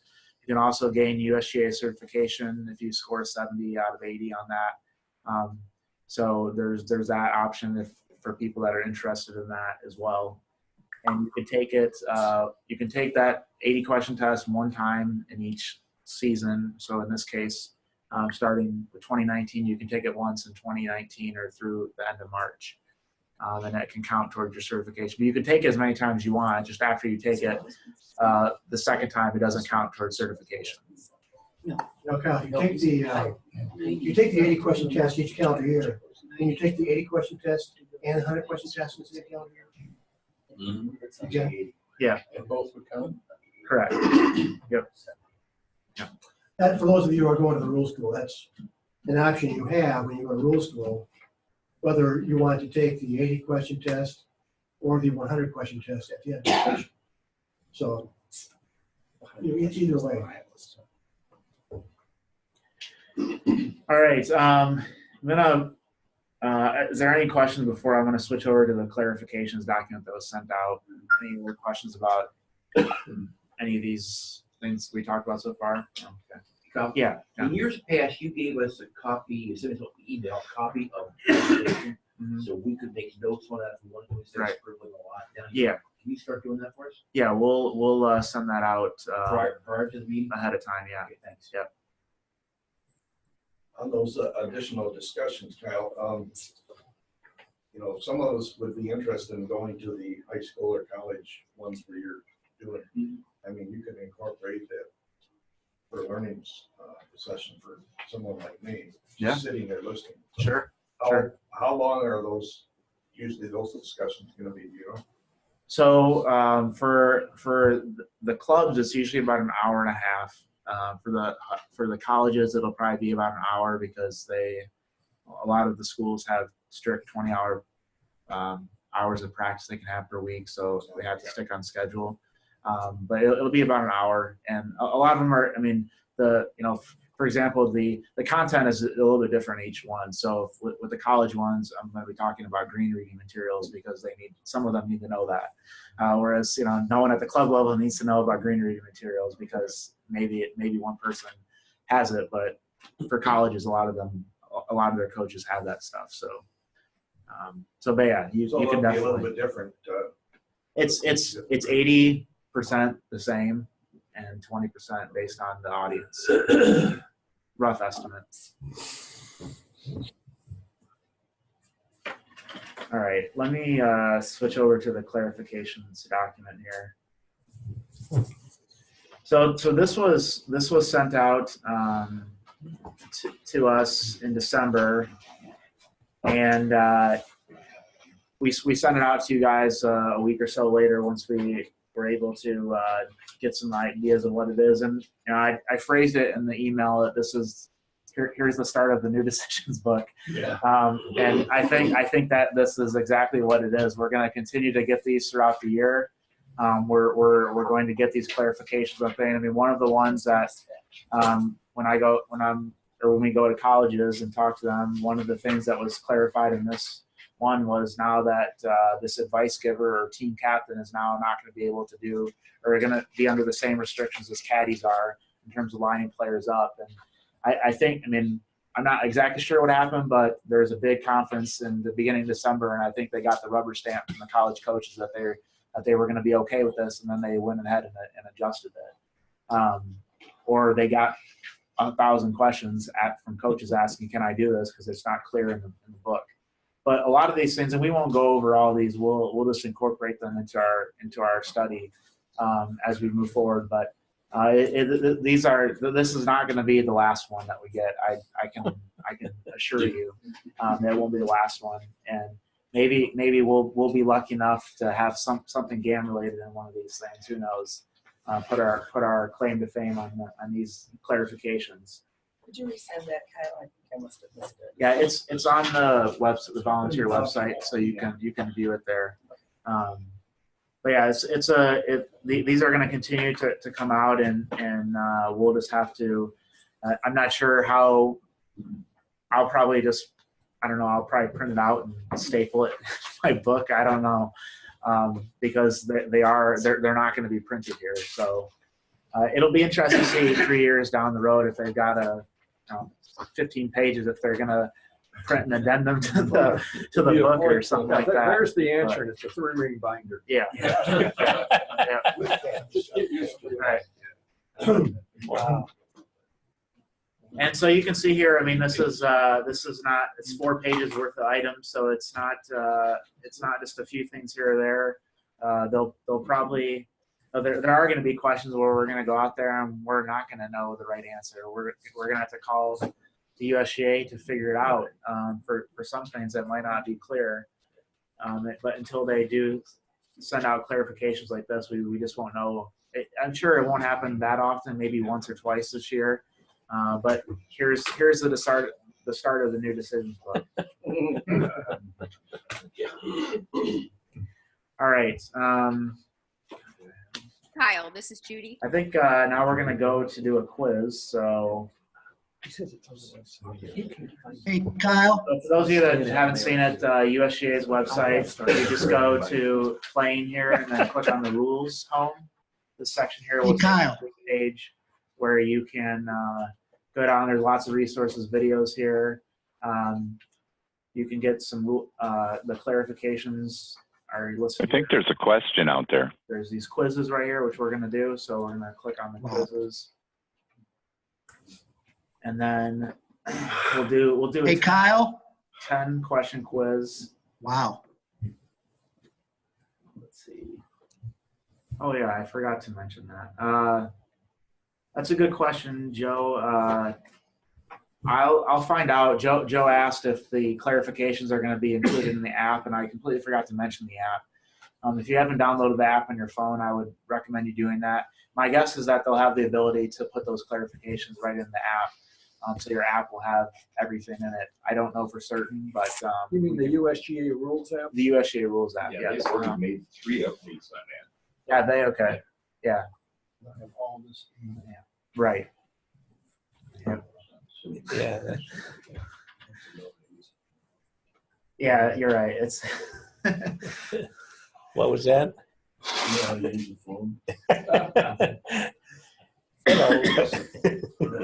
So let's. Do we want to do intermediate, advanced? What are we thinking here? Intermediate. Okay, we'll do intermediate. And then if you want to print them out, you can as well. So we're just going to do the interactive one so we can share online, but you can print it out as well for your reference if you'd like. 10, 18, or 25 questions. Which one did you do this morning? Hmm? Which one did you do this morning? The advanced one. Yeah.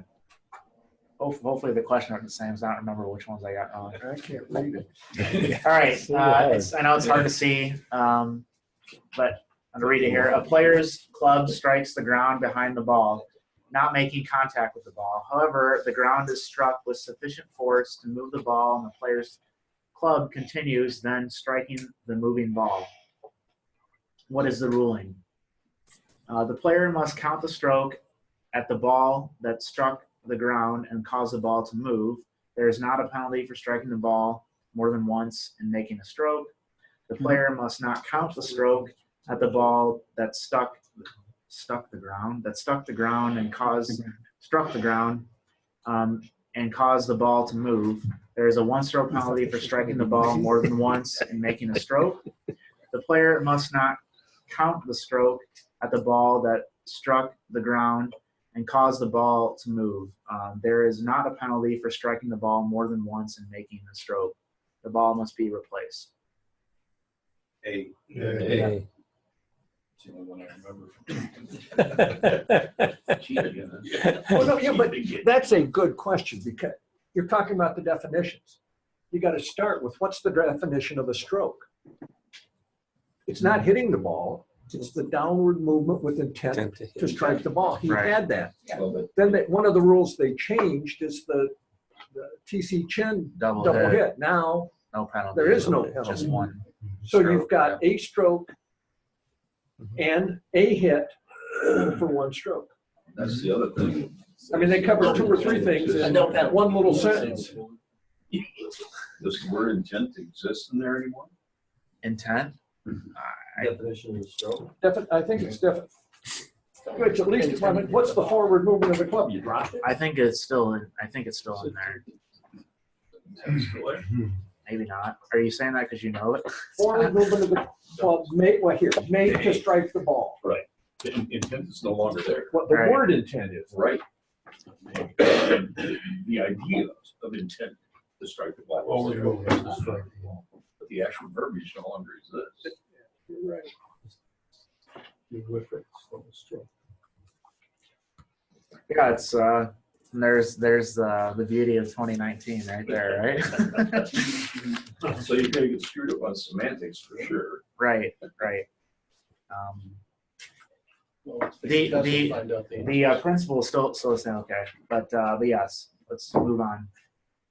Number 2, in match play, a player starts his or her round with 14 clubs, accidentally bends the shaft of his or her putter on the 18th hole putting green, and as the match was tied, replaces it at the start of the 19th hole. In a separate stroke play event at another course, a player starts with 14 clubs, bends the shaft of his or her putter on the 18th putting green, and replaces it at the start of the first hole of a hole-by-hole playoff. In each of these separate situations, the players are on the putting green of the extra hole when the other players question their procedure. What is the ruling? Both the players get a penalty. The player in match play gets no penalty, but the player in stroke play does. The player in stroke play gets no penalty, but the player in match play does. C. So why do we think that's the answer? Because Later round. in stroke play, it's a new competition after you complete 18, and you can then replace a club because it's a new competition. Right, and then in match play, that's not the case. The match continues until it ends. Right.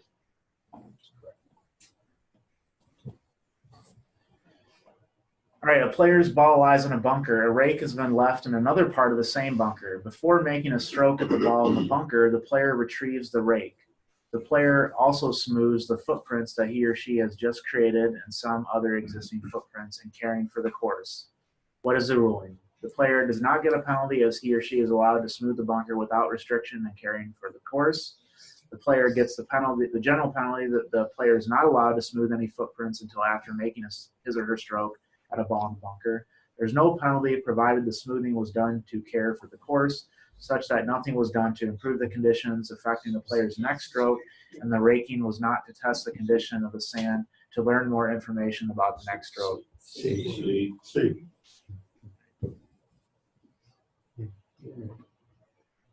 And so that's there just saying, it's just laying out those situations where you might not be able to smooth sand in those scenarios where you're testing conditions or improving your next stroke. Which of the following is correct regarding when A reasonably believes that the ball of B at rest might interfere with A's own play? If B refuses to lift his or her ball when required to do so and a stroke is made by A with B's ball in place, B is disqualified. In both match play and stroke play, if A requests B to lift his or her ball, B may either lift his or her ball before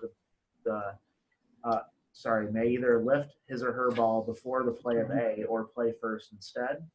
If B refuses to lift his or her ball when required to do so and a stroke is made by A with B's ball in place, B gets the general penalty.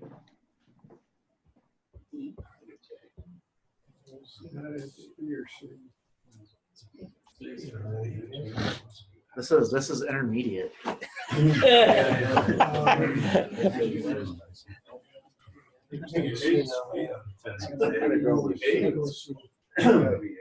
Okay, so let's do yeah, pick one, it'll tell you. Okay, so so whoever screams the loudest, A or C or B? I think C. I think it's A. Read them again. Yeah, read them again. Read the call. We'll go through it. We'll go through it. We'll get the answer. We'll get the answer. The ball might have moved from point A to point B, but the movement cannot be seen by the naked eye, and it is not known or virtually certain that it moved. There is no penalty if the player makes a stroke at the ball at point B. True or false? True. I like those. Yeah. Chances. Coin flips. As long as it wasn't 50-50. A ball in motion after a stroke from the putting green accidentally hits a person or an animal, which is correct? If the ball accidentally hits a person or animal on the putting green, the stroke does not count, and the original ball must be replaced on its original spot. If the ball accidentally hits a person or animal off the putting green, the stroke does not count, and the original ball must be replaced on its original spot. If the ball accidentally hits a person not attending the flag stick or an animal on the putting green, the stroke does not count, and the original ball or another ball must be replaced on its original spot. I think it's C, but I don't. Why is it A or A? I also say. Well, C said you could use it in a different ball. A didn't say that. Oh, then C's the answer because you can substitute a ball, A. right? Well, the difference is the player attending flag stick is the difference between just a regular person on the green too. That's the distinction. It says the ball's in motion after a stroke from the putting green.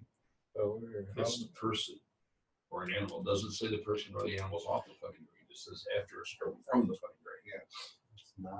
It's on the putting Well, but the middle one. You cannot, can you, Yeah. the question is, can you says substitute a it's ball? Can you substitute the ball? So I think it's A, because I don't think you can substitute that ball. I don't think you can substitute it on the green. Right. Right, so that's why I think it's A. I think Because Craig's we point talked- about not attending the flag stick is an important one too, because that was one of the things I learned from this morning. And you carried it all the way into the Yeah, new now. it doesn't say anything at all about the flex thing there, does it? On C I'm it gonna go does. with C. Well, on C it does. Yeah. The stroke says the original ball or another ball. Oh, yeah, it says if the ball accidentally hits a See, it person, says not its original ball or another ball must be replaced. I don't think you can replace a ball on the We should do it. You're taking lost. You're taking All right, move on to seven. We're gonna go on to number 7. We're gonna let the USGA tell us. who's right. Yeah, that's the USGA tell us. In stroke play, after the competition closed, the committee discovered that the winner of the event added several strips of lead tape to his or her driver during the round, which he or she then used during the round. What is the ruling? There is no penalty. The player is disqualified. The committee must determine if the player knew before the competition had closed that he or she was in breach of Rule 4.1a and changing the weight of his or her yada, yada, yada. If the player knew, he or she must be disqualified, but otherwise there is no penalty. C. Wow. You know, that's, they get that much work into an answer. Wow. Not always. All right.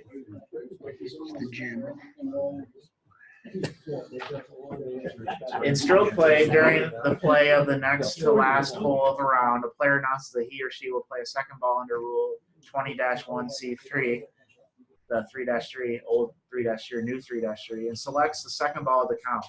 Then the player plays both balls from the wrong place and has committed a serious breach with the procedure used for both balls. The player plays from the teeing area of the last hole, completes the round, and reports to the committee before returning his or her scorecard. What is the ruling? The score with the original ball counts. The score with the second ball counts. The player is disqualified. Second ball. They're a serious breach of both balls. So would he be disqualified? Both balls from wrong place. So it's the next to the last hole, and then they finish the last hole. So he didn't correct it. But they didn't report to the committee. He didn't? They did. No, he plays both balls. They did. from the wrong They did place. report to the committee. Sorry. No, but they teed off in the next hole. Yeah, They disqualified. I mean, it says it's a serious breach and then they teed off, so you couldn't correct it. Disqualified. Disqualified. We're gonna go with C. They'll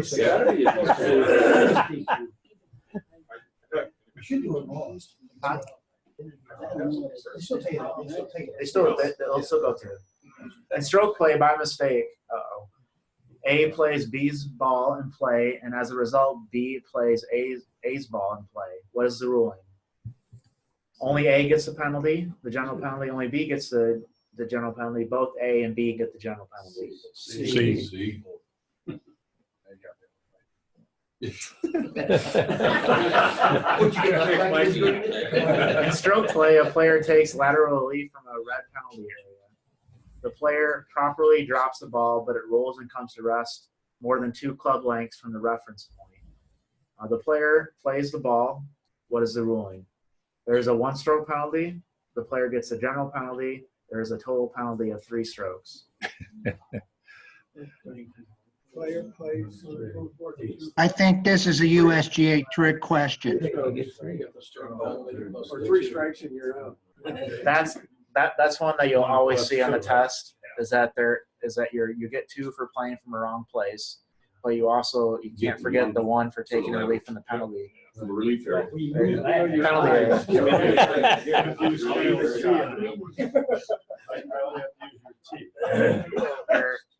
Right. Yeah. So let's see how he did. Oh, all right. So if you're like me, you just go right to the wrong one. Go right to number 4. Intermediate. Number 4 is right. You got 90% was certified, right? All right. Let's. Do we want to go through all of them? Yeah, go Rich, Alex. Let's just go over the ones that we had discussion. Well, let's go to the wrong one first, since we have time after that. All right, so 6. So this one we got incorrect, and it says here, so ball in motion after a stroke from the putting green accidentally hits a person or an animal, which is correct. So we answered if the ball accidentally hits a person or an animal on the putting green, the stroke does not count, and the original ball must be replaced on its original spot. Correct answer was if the ball accidentally hits a person not attending a flagstick or an animal on the putting green, the stroke does not count, and the original ball or another ball must be replaced on its original spot. I did say B. No, that was C. That was C. Yeah, that was C. But the correct answer is, I can't read that. The correct answer was C. The correct answer is C. Okay. So I guess it doesn't give you the right. So I guess there's a couple things that we can look at. So yeah, if we look at the rules, so we can open up. 11. 11, 1A, 1B. 1A. If an accidentally hits anything, there's no penalty. I can't change that. Oh, it's the exception.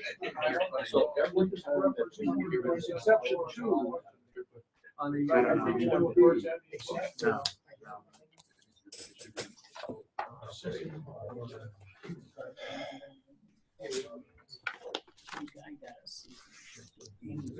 No. Exception 2 to 11.1B, exception 2. Kyle, 11.1A says no penalty to any player. Right. Then our answer on the board says 11.2B. I think it's exception 2. Right. Under 11.2B. Right. Yeah. Yep, and then do you want to read it or? I'll read it.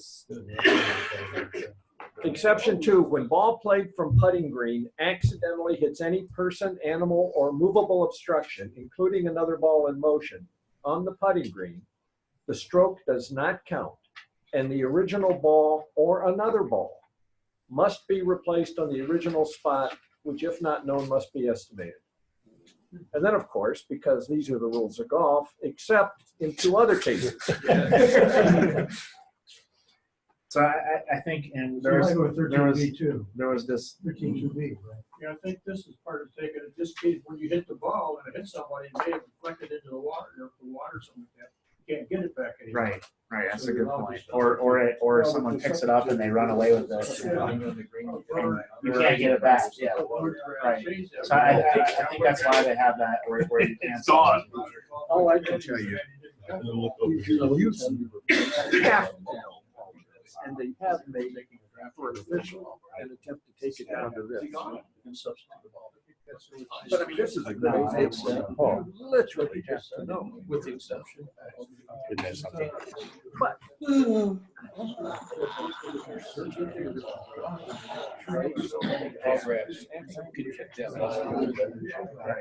Right now, you found it.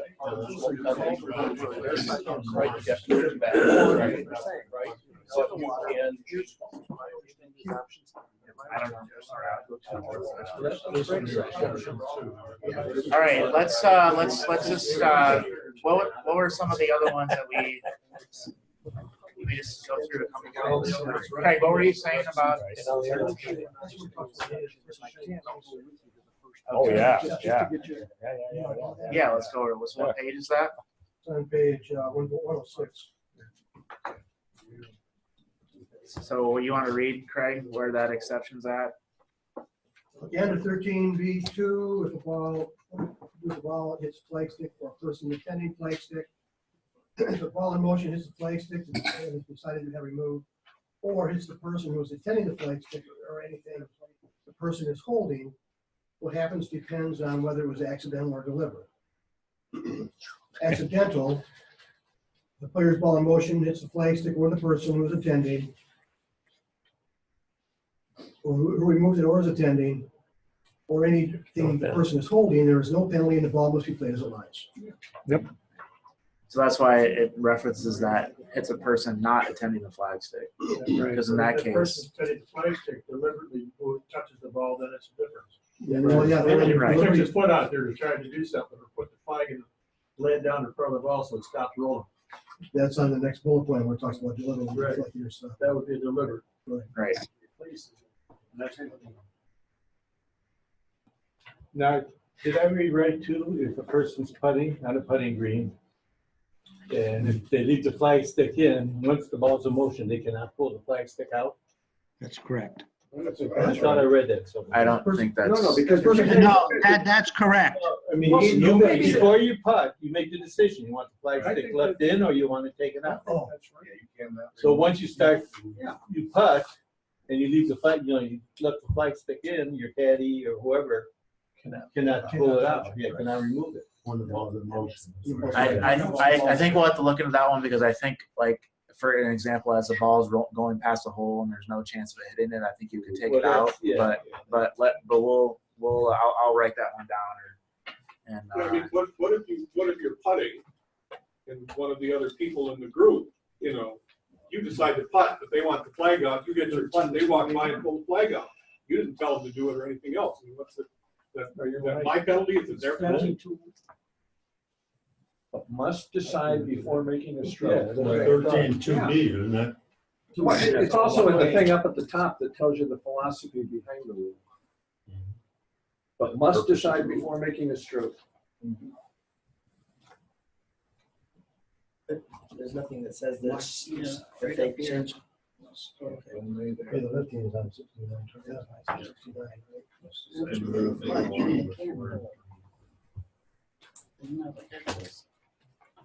You're exactly right. Here's the exception. That could be a assignment. That could be a problem. If the ball's in. Yeah. You don't have. Kyle, he's right. That's another one where we can anticipate breaches during the season. Right.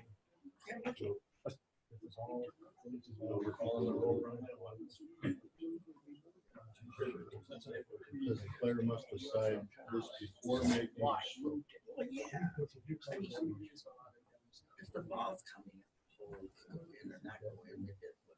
Kyle, almost all those questions are covered in Rule 13.2. No.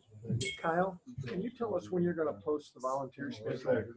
Or has it been 13.2? I don't know for sure on that. You'd have to ask Ken on that. Hasn't been done yet. It's not up there yet. All right. The ball's in motion, keep it in there. So do we get the email? Yeah. 13-2B, I think it says it right there. Kyle, on the other side, Player must 105, decide before it making a says, stroke. if the player decides to leave the flag in there, and another player or caddy pulls it from, there's no penalty. To the guy that's But there's no penalty if the other player or his caddy did it or caddy for him, or removes the flag stick for any reason. So if I say it when it's in there and you pull it out. Right. Hang on, guys. Right. Oh, thank you. Yeah, because somebody did something that really did. Yeah. But earlier in the rules, I don't know if it was there before, if you see somebody that's going to do something, you've got to stop it or you get a wild search for it. It's it may be in the 1 to 4 list. I think this brings up a good point. Is that sometimes when we make statements like always, and we have to be very careful because there's all these situations that come up, and so I think that's something we'll have to look into. But if people want to look into that and see, I'll look into it as well. But if we can find situations where you can remove it, that'd be a good idea. So.